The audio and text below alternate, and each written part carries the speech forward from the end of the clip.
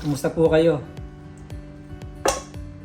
Ngayon, magluluto naman ako ng chicken feet curry. Huwag naman puro adobo ang gawin natin sa paa ng manok. Masarap din po yung chicken feet curry. Kaya, papakita ko ngayon sa inyo kung paano ang pagluluto ng chicken feet curry. Napakasimple lamang. So, syempre, ang una natin gagawin, lilinisan natin yung ating paa ng manok. Tsaka meron ako rito mga special na gunting para sa kuko.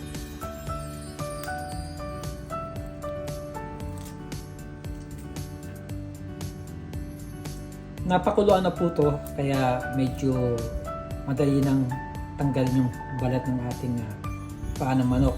Kung hindi nyo papakuluan to ng konti, mahirap tanggalin yung balat.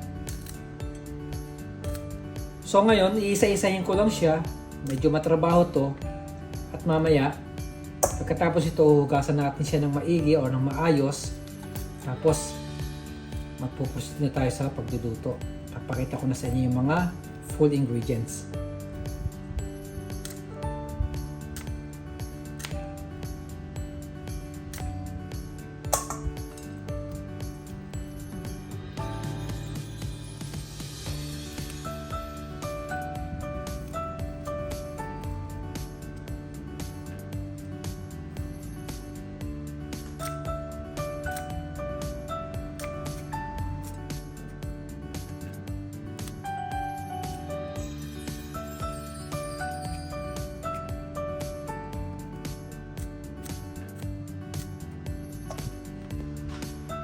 Okay guys, ayan po, nalinis na natin siya, natanggalan na natin siya ng balat at ng kuko.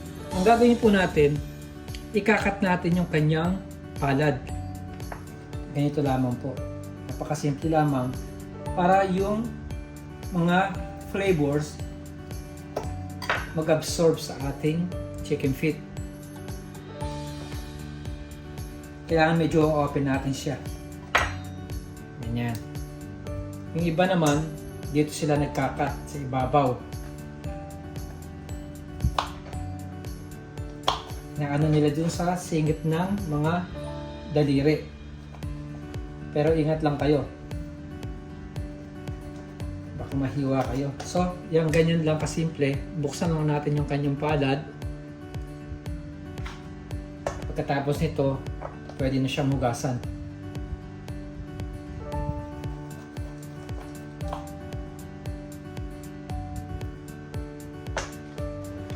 Gagamit ako ng mas malaking kutsilyo dahil yung nadampot kong kutsilyo kanina maliit at mapurol.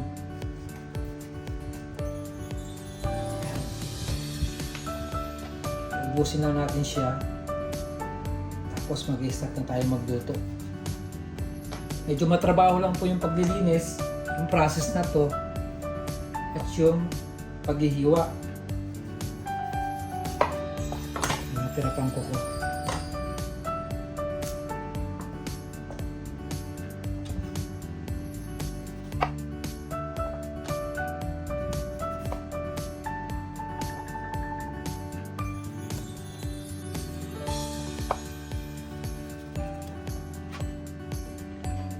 Okay guys, mag-i-start na po tayo magluto ng ating chicken feet curry. Nagpapainit na po ako ng aking kawali. First step, ang ating pure butter ghee. Ngayon, kung wala kayong ghee, syempre pwede rin kayong gumamit ng regular na cooking oil. Kagaya ng vegetable oil or corn oil. Papainitin natin yung mantika, tapos igigisa na natin ang ating bawang at luya. Ayan, mainit na po yung ating ghee. Lagyan na natin sabay yung ating bawang at luya. So, gigisahin lang natin siya hanggang maging brown bago tayo mag-add ng sibuyas.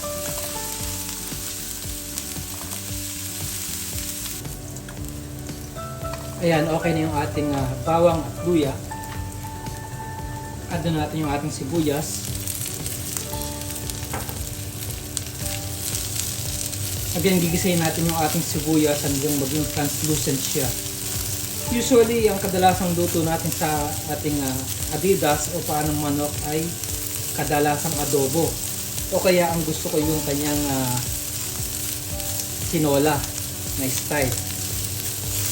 At ang iba naman, ginagawang inihaw sa street food. So ngayon, nagka-idea ako na gawin naman siyang curry. First time na attempt ko po ito sa chicken feet. Ayan, okay na yung ating sibuyas. Lagay na natin yung ating kamatis.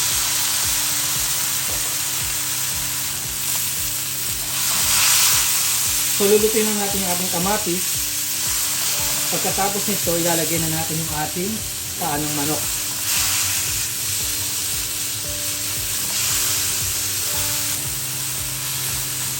So okay na yung ating bawang, luya, sibuyas at kamatis. Pwede na natin ilagay ngayon yung ating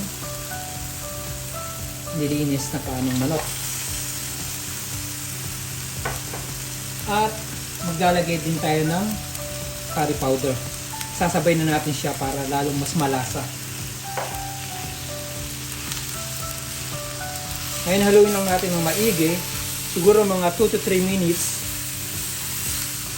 Kaya natin maluto muna yung ating paanong manok sandali bago tayo pumunta sa susunod na step.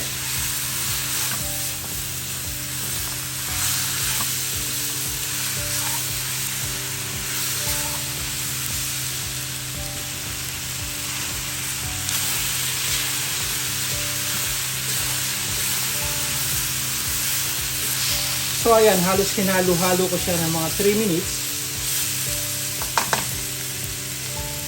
Maglalagay na tayo ng cumin powder.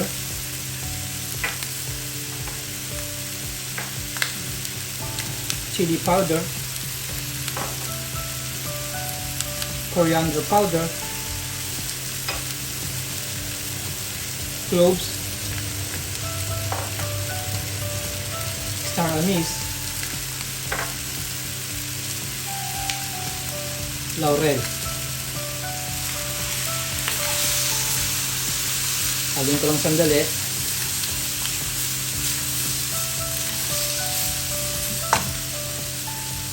Ngayon mag-add tayo ng 135 grams ng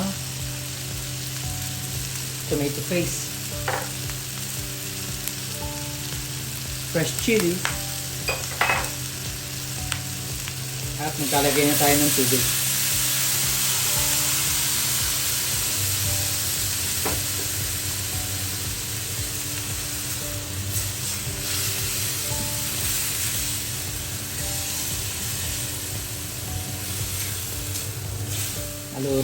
Haluin lang natin sandali. Medyo matrabaho po ang paggawa, ang pagluluto ng curry.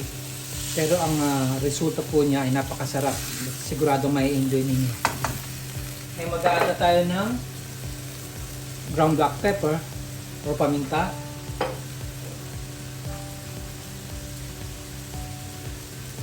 Asin.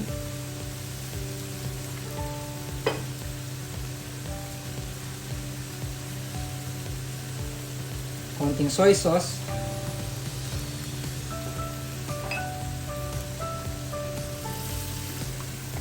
At coconut cream.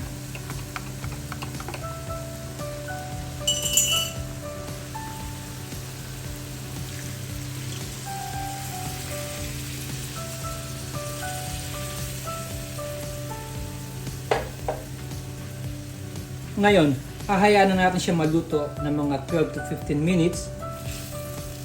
Tatapan natin siya. Once nang malambot na po siya, meron pa tayong i-add na isang ingredients.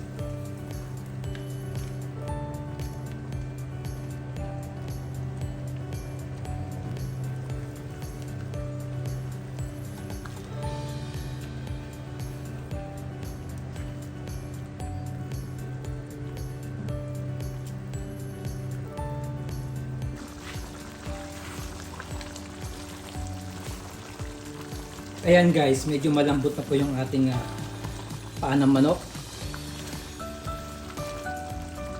Halos sinurasan ko siya. Mga 15 minutes siyang pinakuluan. Ngayon, ang panghuli, maglalagay tayo ng coriander leaves.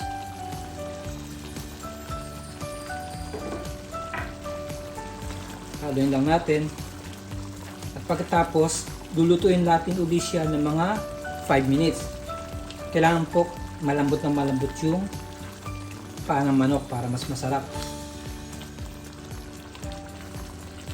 At pagkatapos nito, pwede na po siyang i-transfer sa isang serving plate or serving bowl.